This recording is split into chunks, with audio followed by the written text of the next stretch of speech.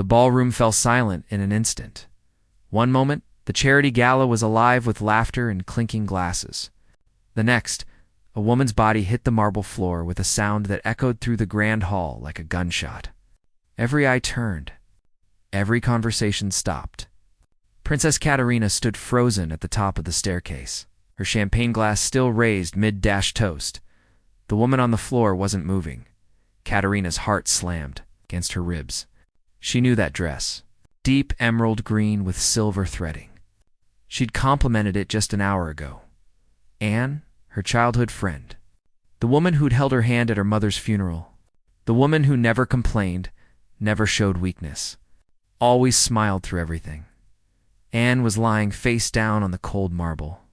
Her arm twisted at an unnatural angle beneath her. "Someone call an ambulance?" A voice screamed from the crowd. People rushed forward, then hesitated, unsure of what to do. A waiter dropped his tray. The crash of breaking glass seemed to wake everyone from their shock. Katharina didn't think. She just moved. Her heels clicked rapidly down the stairs, each step jolting through her body. Her security team reached for her, trying to hold her back, but she pushed past them. Protocol didn't matter. Title didn't matter. Nothing mattered except getting to Anne. She dropped to her knees beside her friend, ignoring the pain as they hit the hard floor. Anne's face was pale, almost gray. Her lips had a bluish tint that made Katharina's stomach twist with fear. She pressed 2 fingers against Anne's neck, searching for a pulse. Her own hands were shaking so badly she could barely feel anything. Then she found it. Weak, irregular. "But there," Katharina whispered, her voice cracking. "Anne, can you hear me?" Anne's chest barely moved. Her breathing was shallow, labored, like something was crushing her from the inside. The crowd pressed closer. Phones appeared, flashes going off. Katharina heard the clicks of cameras, the murmur of voices, someone saying her name. She wanted to scream at them all, to back away, to give in space, to stop treating this like entertainment. But she couldn't waste breath on anger. "Not now. Where's the ambulance?" she demanded, looking up at her security chief. The man was already on his radio, his face tight with concern. 5 minutes out, Your Highness." 5 minutes. Anne might not have 5 minutes. Katharina made a decision that would change everything. She gently turned it onto her side, supporting her head and neck the way she'd learned in that first aid course years ago. The course, everyone had told her, was unnecessary for a princess. The course that might now save her best friend's life. Anne's eyelids fluttered. Just once. So brief, Katharina almost thought she'd imagined it. "Stay with me," Katharina whispered, her hand gripping Anne's cold fingers. "Please stay with me." The ballroom doors burst open. Paramedics rushed in with a stretcher and equipment, but as they worked, checking Anne's vitals, loading her onto the gurney, Katharina saw something that made her blood run cold. Anne's medical alert bracelet. The one she always wore but never explained. And on it, in small engraved letters, were words that changed everything. Katharina thought she knew about her friend. The ambulance was leaving, and Katharina was climbing in with it, princess or not, because whatever Anne had been hiding, whatever secret that bracelet held, Katharina was about to discover it. And she had a terrible feeling that Anne's collapse was just the beginning of something much darker. The ambulance siren wailed through the night as Katharina sat beside Anne's stretcher. Her hand still wrapped around her friend's limp fingers. The paramedic across from her was young, maybe 20, and his eyes kept darting between his patient and the princess sitting in his ambulance. "Your Highness, you should follow in your car," he said carefully. "It's protocol." "I'm staying," Katharina said. Her voice left no room for argument. She watched the paramedic work, checking monitors, adjusting an oxygen mask over Anne's pale face. The numbers on the screen meant nothing to Katharina, but she could read the worry in his expression. That was enough. "What does it say?" Katharina asked suddenly, pointing to the medical bracelet still clasped around Anne's wrist. The bracelet. "What does it mean?" The paramedic glanced at it, then his face changed. "Understanding, sympathy. Something like resignation, heart condition," he said quietly. Hypertrophic cardiomyopathy. It's serious. Katharina felt the words like a punch to her chest. Heart condition. Anne had a heart condition, and she'd never said a word. Not in 20 years of friendship, not through late-night talks and shared secrets, and 1,000 moments when she could have mentioned it. How long? Katharina asked. How long has she had this? Can't say for sure, the paramedic replied, adjusting Anne's for line. But this kind of condition, usually lifelong. Sometimes genetic. The ambulance lurched around a corner. Katharina braced herself against the wall, never letting go of Anne's hand. Through the small window, she could see the hospital approaching, its emergency entrance blazing with lights. They'd been best friends since they were 7 years old. They'd snuck out of palace tutoring sessions together. They'd shared everything. Or so Katharina had thought. Why would Anne hide this? Why suffer in silence? And then Katharina remembered something that made her heart sink. 6 months ago, Anne had started declining invitations. She'd missed Katharina's birthday dinner, claiming work stress. She'd canceled plans, always with excuses that seemed reasonable at the time. She'd been getting worse, Katharina realized, and she'd been hiding it. The ambulance doors flew open. Hospital staff swarmed around the stretcher. Katharina climbed out, her designer gown completely inappropriate for a hospital corridor, her hair falling loose from its elegant updo. She didn't care. Family? A nurse asked, clipboard in hand. Yes, Katharina lied without hesitation. I'm family. The nurse looked at her, recognition flickering in her eyes. She knew exactly who Katharina was, but she nodded and gestured for Katharina to follow.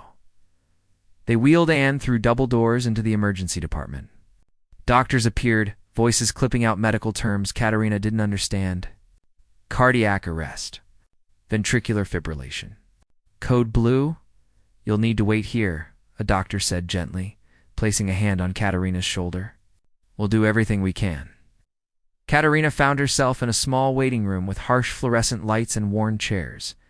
She sank into one, her legs finally giving out. Her phone was buzzing non-stop in her clutch. Her security team? The palace. Probably half the media by now. She ignored it all. Time moved strangely. Minutes felt like hours. Every time the waiting room doors opened, Katharina's heart leaped into her throat. But it was never news about Anne, just other people's emergencies, other people's grief. She thought about the last real conversation she'd had with Anne 2 weeks ago over coffee. Anne had seemed distracted, kept touching her chest like something hurt. Katharina had asked if she was okay. Anne had smiled that bright, dismissive smile and changed the subject. I'm fine, she'd said. Always fine. How many times had she said that? How many times had Katharina accepted it without pushing deeper? The guilt settled over Katharina like a weight. She should have noticed. She should have asked more questions. She should have seen through the careful facade Anne had constructed. An hour passed. Then 2. Katharina's security chief appeared at some point, bringing her a blanket and a cup of tea she didn't drink. He didn't try to make her leave. He knew better. Finally, the doors opened, and a doctor walked through. She was in her 50s, with tired eyes and blood on her scrubs. Katharina stood up so fast, she felt dizzy. Your Highness, the doctor said. Your friend is stable. For now, the relief that flooded through Katharina was so intense, she thought she might collapse herself. But the doctor's expression stopped her from feeling too hopeful. For now? Katharina repeated. We need to talk, the doctor said. About Anne's condition. About what she's been dealing with. And about why she might have been hiding it from everyone who loves her. Katharina followed the doctor down the corridor, her heart pounding with a different kind of fear now. The fear of truth. The fear of knowing something she couldn't unknow. Whatever Anne had been keeping secret, Katharina was about to learn it all. And she had a feeling it was going to break her heart all over again. The doctor's office was small and cluttered with medical journals and patient files. Katharina sat in the chair across from the desk, her hands folded tightly in her lap to stop them from shaking. Through the window, dawn was beginning to break over the city. She'd been at the hospital all night. Dr. Sarah Chen settled into her chair and pulled Anne's file closer. Her expression was carefully neutral, the look of someone who delivered difficult news many times before. Anne has been my patient for 3 years, Dr. Chen began. She was referred to me after her first cardiac episode, a minor one. She was lucky that time. 3 years, Katharina whispered. 3 years of secrets? Why didn't she tell anyone? Dr. Chen hesitated, choosing her words carefully. That's something you'll need to ask Anne herself. But I can tell you what I know about her condition. She opened the file, showing Katharina diagrams of a heart, charts with numbers that meant nothing to her. But Dr. Chen's words painted a picture clear enough. Anne's heart was sick. The walls of her heart muscle had thickened over the years, making it harder and harder to pump blood. It could cause sudden collapse, irregular heartbeats, and in the worst cases, sudden death, without warning. She going to die? Katharina asked. The question came out raw, stripped of any royal composure. Not immediately, Dr. Chen said gently. But her condition is progressive. It will get worse. And tonight's collapse. It's a warning sign. She needs intervention. A procedure called septal myectomy, possibly an implantable defibrillator. But she's been refusing treatment. Katharina's head snapped up. Refusing? Why would she refuse treatment? The surgery is expensive. Very expensive. And risky. Anne has been trying to manage it with medication alone, but that's not enough anymore. She knows this. I've told her many times. The pieces started clicking into place in Katharina's mind. Anne's reluctance to accept help, her stubborn independence, the way she'd worked 3 jobs at one point, exhausting herself. And now this made terrible sense. She can't afford it, Katharina said quietly. It wasn't a question Dr. Chen didn't answer directly. But her silence was confirmation enough. Kaner felt anger rising in her chest. Not at Anne, at herself. How had she not known her best friend was struggling? How had she been so blind? She was a princess, surrounded by wealth and privilege, while Anne had been quietly drowning, too proud to ask for help. Can I see her? Katharina asked. She's still sedated, but yes. Room 412. Katharina stood, then paused at the door. Dr. Chen, whatever treatment Anne needs, whatever it costs, I'll cover it. Every penny. And I don't want her to know. Not yet. Dr. Chen's expression softened. Your Highness, please, Katharina interrupted. She's too proud to accept help from me directly. But I won't watch her die because of pride. Figure out a way. Grants, anonymous donations, whatever it takes. Just save her. She didn't wait for a response. She walked through the hospital corridors to room 412, her heels clicking softly on the linoleum floor. Her security team followed at a respectful distance. The room was dim, machines beeping softly beside the bed. Anne lay there, so small and fragile against the white sheets. Her dark hair was spread across the pillow, her face still too pale. But her chest rose and fell steadily. She was alive. Katharina pulled a chair close to the bed and took Anne's hand again. It was warmer now. Better. She pressed her forehead against their joined hands and let herself cry for the first time since the ballroom. You idiot, she whispered through her tears. You beautiful, stubborn idiot. Why didn't you tell me? Anne's fingers twitched slightly. Her eyelids fluttered. Katharina sat up quickly, wiping her tears. Anne, can you hear me? Anne's eyes opened slowly, unfocused at first, then gradually clearing. She looked at Katharina, and understanding dawned on her face. Not relief, not happiness. Shame. Cat, Anne croaked, her voice rough from the breathing tube. You shouldn't be here. Where else would I be? Katharina said, trying to smile through her tears. The gala. You had to give a speech. The speech doesn't matter. Nothing matters except you being okay. Anne closed her eyes. A tear slid down her cheek. You know now. About my heart, as Katharina said. And we're going to talk about why you've been lying to me for 3 years. But not now. Now you just need to rest. I didn't want to be a burden, Anne whispered. I didn't want you to look at me differently. Like I'm broken. Like I need saving. Katharina felt her heart crack a little more. You're not broken. You're sick. There's a difference. And you should have trusted me. I trust you with my life, Anne said, her voice getting weaker. That's why I couldn't tell you.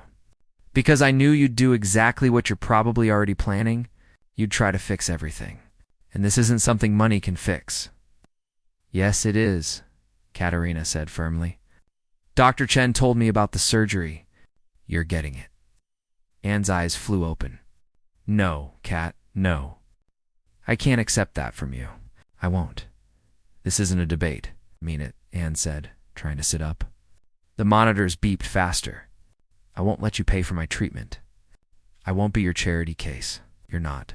Katharina started, but Anne cut her off. Promise me, Anne said urgently, gripping Katharina's hand with surprising strength. Promise me you won't pay for this. Promise me, Kat. Katharina looked at her best friend, at the desperation in her eyes, and felt torn in two. She could lie. She could promise and break it. But Anne would know. Anne always knew when she was lying. Before she could answer, Anne's grip loosened. Her eyes rolled back. The monitors screamed, and suddenly the room was full of doctors and nurses. Pulling Katharina away, shouting medical terms. Surrounding Anne's bed, Katharina stood against the wall, her hand over her mouth, watching them fight to save Anne's life again, and she knew with absolute certainty that promises didn't matter anymore. Pride didn't matter. Only one thing mattered now. She was going to save Anne's life, whether Anne wanted her to or not. 20 minutes later, the medical team filed out of Anne's room. Dr. Chen was the last to leave. She found Katharina in the hallway, pacing like a caged animal. She's stable again, Dr. Chen said quickly, before Katharina could ask. But this is the second episode in 12 hours. Her heart is failing, Your Highness. We're running out of time. How long? Katharina's voice was steady, but inside she was screaming. Days. Maybe a week if we're lucky. We need to schedule the surgery immediately. And schedule it. She's refusing to sign the consent forms. Katharina closed her eyes. Of course she was. Can you do it without her consent? Medical emergency. Not for an elective surgery? No. And legally, this counts as elective because it's not immediately life-threatening in this moment. She's stable. She can make her own medical decisions. Dr. Chen's frustration was evident. I've tried reasoning with her. She won't listen. Katharina looked through the window into Anne's room. Her friend was awake now, staring at the ceiling, tears streaming down her face. She looked defeated, hopeless. Let me talk to her, Katharina said. Your Highness, I don't think, please. Dr. Chen stepped aside. Katharina walked into the room, closing the door behind her. She pulled the chair close to Anne's bed and sat down. For a long moment, neither of them spoke. I'm sorry, Anne finally whispered. I'm sorry you have to see me like this. Stop apologizing, Katharina said. Stop being sorry for being sick. Stop being sorry for existing. I'm tired, Kat. Anne's voice cracked. I'm so tired of fighting. Fighting this disease. Fighting to afford medication. Fighting to seem normal. I've been fighting for 3 years, and I'm losing. Then stop fighting alone, Katharina said. Let me help you. You can't fix this with money. Yes, I can. And I will. Anne turned her head to look at Katharina. Her eyes were red from crying, but there was steel in them too. I said no. Why? Katharina demanded. Why would you rather die than let me help you? Because I'm not your project? Anne's voice rose, angry now. I'm not some charity case you can write a check for and feel good about. I'm your friend. You're equal.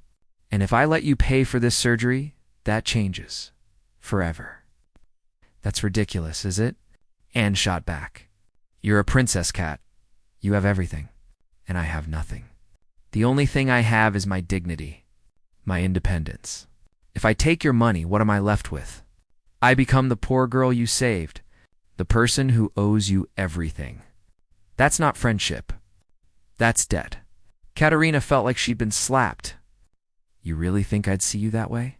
You think I'd hold it over you? No, Anne said, softer now. No, you wouldn't, but I would. Every time I looked at you, I'd remember that you saved me because I couldn't save myself. I'd remember that I was weak when you were strong. And eventually, I'd hate you for it. Or worse, I'd hate myself. The honesty of it hung in the air between them. Katharina wanted to argue, to say Anne was wrong, but she understood. She understood because if their positions were reversed, she might feel the same way. So what's your alternative? Katharina asked. Die because you're too proud to accept help. I'm trying to get approved for a medical grant, Anne said. I have an application pending. It could come through. How long does that take? Anne didn't answer. Anne, how long? 3 to 6 months. Maybe longer. You don't have 3 months. Katharina stood up, unable to sit still anymore. You heard Dr. Chen? You have days. A week at most. That grant isn't going to save you. I can. Then I guess I die, Anne said quietly. The words hit Katharina like a physical blow. She stared at her best friend, unable to comprehend what she was hearing. You can't mean that. I do, Anne said. I'd rather die on my own terms than live as someone's obligation. Katharina felt something break inside her. All her life she'd been taught that money and power could solve any problem. That being a princess meant having the resources to help people. But here was the one person who mattered most, and all her privilege meant nothing because Anne wouldn't let it. You're being selfish, Katharina said, her voice shaking. You think this is just about you? What about everyone who loves you? What about me? You're going to make me watch you die because of your pride? That's not fair. None of this is fair. Katharina's composure finally shattered. You kept this secret for 3 years. You let your condition get this bad because you were too stubborn to ask for help. And now you're making me choose between respecting your wishes and saving your life. How is that fair to me? Anne's face crumpled. I never wanted to hurt you. You're hurting me more than you know. Katharina wiped her tears angrily. I lost my mother to cancer. I watched her die slowly, unable to do anything about it. And now you're asking me to do that again? To stand by and watch someone I love die when I have the power to stop it? No, Katharina interrupted. You don't get to make this decision alone. Because it's not just your life at stake. It's mine too. If you die, part of me dies with you. So maybe you should think about that before you're so eager to martyr yourself. She turned and walked toward the door, her heart pounding. Where are you going? Anne asked, her voice small. I don't know, Katharina said without turning around. Away from here? Because if I stay, I'm going to say things I'll regret. Please, but Katharina was already gone. The door swinging shut behind her. She made it to the hospital chapel before she collapsed into a pew and let herself sob. Great heaving sobs that tore through her chest. Her security team waited outside, giving her privacy. She prayed for the first time in years. Not to God necessarily, but to the universe, to fate, to anything that might be listening. She prayed for a miracle, for wisdom, for Anne to change her mind, but mostly, she prayed for forgiveness for what she was about to do. Because she'd made a decision, and Anne was going to hate her for it, but at least she'd be alive to hate her. Katharina spent 3 hours making phone calls. First, she called her lawyers. Then the hospital administrator, then Dr. Chen again. She used every connection she had, every favor owed to the royal family, every ounce of influence her title gave her. By noon, she'd arranged something that would either save Anne's life or destroy their friendship forever. She walked back into Anne's room with her head held high.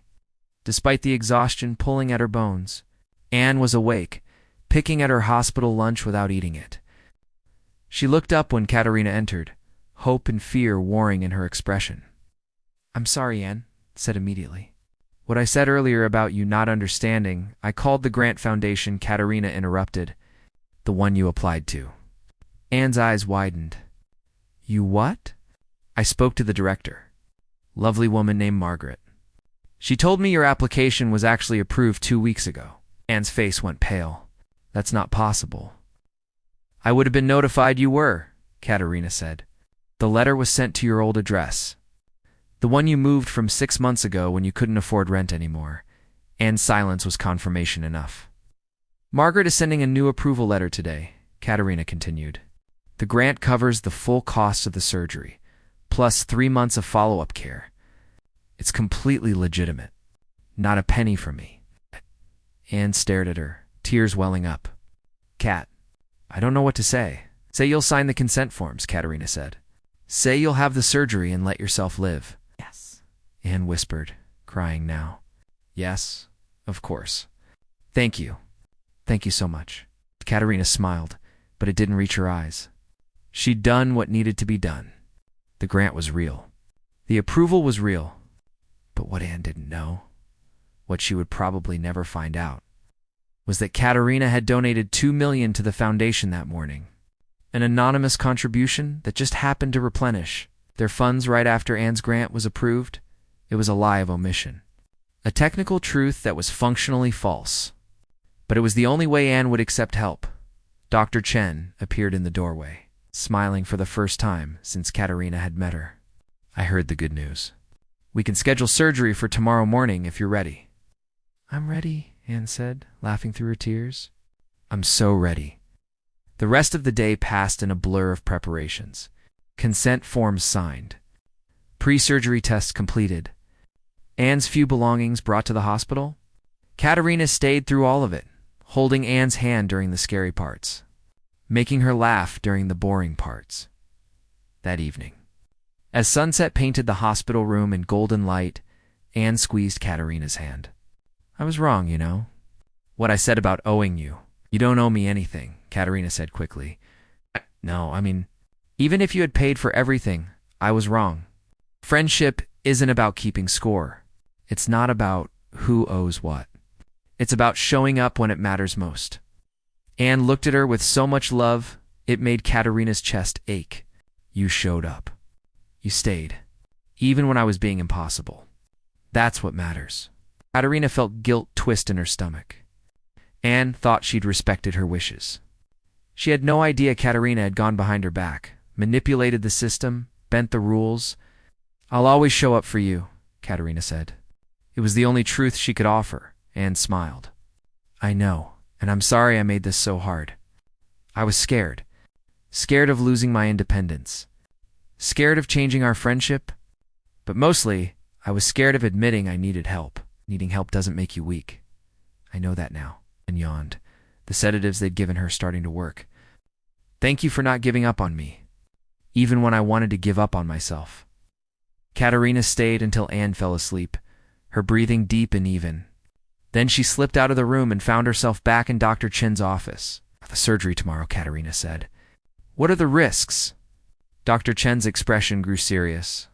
It's major, open-heart surgery. There's always risk. Infection, bleeding, complications from anesthesia, and with her heart already weakened, the risks are higher than normal. What are her chances? Of surviving the surgery? 90%. Of the surgery being successful long-term? 75%. Without the surgery? Dr. Chen paused. Near zero. Katharina nodded slowly. Those were good odds. Better than she'd hoped. But that 10% chance, that 25% chance of complications, loomed large in her mind. She'll be okay, Katharina said, trying to convince herself as much as Dr. Chen. She has to be okay. I'll do everything in my power to make sure she is, Dr. Chen promised. Get some rest, Your Highness. Tomorrow's going to be a long day. But Katharina didn't go home. She couldn't. Instead, she spent the night in the hospital's family lounge, dozing fitfully in an uncomfortable chair. Her security team tried to convince her to return to the palace. She refused. At 5 a.m, nurses came to prep an IV surgery. Katharina was there when Anne woke up, groggy and nervous. She held Anne's hand as they wheeled her toward the operating room. I'll be right here when you wake up, Katharina promised. I'm not going anywhere. I know, Anne said, her voice slurred from the pre-surgery medication. That's why I'm not scared. Because you'll be here. The words pierced Katharina's heart. Anne trusted her completely. Had no idea Katharina had manipulated the situation. Would she feel the same way if she knew the truth? At the doors to the surgical unit, they had to stop. Katharina couldn't go any further. See you soon? Anne said, trying to smile. See you soon, Katharina echoed. I love you. Love you too, Kat. Then the doors closed and Anne was gone. Katerina sank into a waiting room chair and began the hardest part. The waiting. The not knowing. The helpless watching of the clock as minutes crawled by like hours. 1 hour passed. Then 2. Then 3. Every time someone walked through those doors, Katerina's heart stopped. But it was never news about Anne. Just other families, other surgeries, other prayers being answered or denied. At hour 4, Katerina's phone buzzed. A text from her secretary. The media had found out she'd spent the night at the hospital. Speculation was rampant. They wanted a statement. Katerina turned her phone off. At hour 5, her security chief brought her coffee she couldn't drink and food she couldn't eat. At hour 6, the doors finally opened. Dr. Chen walked through, still in her surgical scrubs. There was blood on her shoes, and the expression on her face made Katerina's entire world tilt sideways. Katerina couldn't breathe, couldn't move, couldn't do anything but stare at Dr. Chen's face, searching desperately for a sign, any indication of what that expression meant. "Your Highness," Dr. Chen said, and the gentleness in her voice made Katerina's knees buckle. She grabbed the back of a chair to keep from falling. "No," Katerina whispered. "No, please." "She made it through surgery," Dr. Chen said quickly, and relief hit Katerina so hard she actually did collapse into the chair. "She's alive. She's in recovery." Katerina pressed her hands to her face, trying to breathe, trying to process the words. Alive. Anne was alive, but, Katerina asked, because she'd heard the hesitation in Dr. Chen's voice. "There were complications," Dr. Chen admitted. "Her heart stopped twice during the procedure. We had to resuscitate her. The surgery took longer than expected, and there was significant bleeding. The next 24 hours are critical." Katerina felt like she was underwater, hearing words but not quite understanding them. What does that mean? Critical? It means we wait. Her body has been through tremendous trauma. We've done everything we can, but now it's up to her. Whether she's strong enough to fight through this? Dr. Chen sat down beside Katerina. "I need you to understand, Your Highness. Even if she makes it through tonight, her recovery will be long and difficult. Months, possibly years. And there's no guarantee of a full recovery, but she'll live. If she makes it through tonight, yes, I believe she'll live. When can I see her?" "She's in the ICU. Give us an hour to get her settled, then you can visit." "But she'll be unconscious. Heavily sedated. She won't know you're there." "I'll know," Katerina said. "That's enough." An hour and 12 minutes later, Katerina stood outside the ICU, scrubbing her hands, putting on the sterile gown and gloves they'd given her. Her security team had to wait outside. This place was for the dying and those who loved them. No room for anything else. The ICU was a maze of curtained beds and beeping machines and the quiet efficiency of nurses who dealt with death every day. Anne's bed was in the corner. A nurse led Katerina to it, then discreetly withdrew. Katerina had thought she was prepared. She wasn't. Anne looked like a broken doll. Tubes and wires everywhere. A breathing tube down her throat connected to a ventilator that breathed for her. Her chest was covered in bandages. The monitors showed numbers and graphs that meant her heart was beating. But weakly, irregularly, Katerina pulled a chair close and carefully took Anne's hand, avoiding the 4 lines. Her friend's skin was cold. "I'm here," Katerina whispered. "Just like I promised." "I'm right here," Anne didn't respond. Didn't even twitch. The sedation was too deep. Kater sat there for hours, talking to Anne even though she couldn't hear. She told her about the flowers that had been delivered to the hospital, about the messages from friends, about the beautiful sunny day outside the windows Anne couldn't see. She told her about their childhood. "Remember when we snuck out to the gardens and got caught in the rain? Remember your first riding lesson when you fell off and swore you'd never get back on? Remember when my mother died and you held me while I cried for 3 days straight?" Katerina told her everything except the one thing that mattered. "I lied to you. I bought your salvation. I went behind your back because I couldn't bear to lose you." Night fell. Katerina refused to leave. Nurses came and went, checking monitors, adjusting medications. Dr. Chen, appeared at midnight. Looking exhausted. You should get some sleep, Your Highness. I'm fine here. Dr. Chen didn't argue. She'd seen enough vigils to know when someone wouldn't be moved. At 2 in the morning, one of Anne's monitors started beeping frantically. Katharina's heart jumped into her throat as nurses rushed in. She was pushed aside, watched helplessly as they worked, adjusting something. Calling out numbers, then the beeping settled. False alarm. Just a sensor that had come loose. But it had taken years off Katharina's life. Dawn came slowly.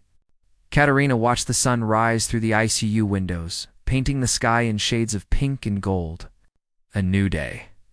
Anne had made it through the critical first night. At 8 o'clock, Dr. Chen returned. She looked at the monitors, checked Anne's chart, and smiled. Really smiled this time. Her vitals are stabilizing, she said. Heart rhythm is improving. I think she's going to make it. Katharina felt tears stream down her face. She didn't bother wiping them away. We're going to start reducing the sedation this afternoon, Dr. Chen continued. She should wake up sometime tonight or tomorrow morning. Thank you, Katharina said. Thank you for saving her. Saved her, Dr. Chen said quietly. By not giving up? By staying. By fighting for her when she couldn't fight for herself? After Dr. Chen left, Katharina continued her vigil. She dozed in the chair, woke up every time Anne's monitors beeped. Talked to her friend even though she was still unconscious. That evening they reduced Anne's sedation. Katharina watched, holding her breath, as slowly, Anne's eyes began to flutter. Her fingers twitched.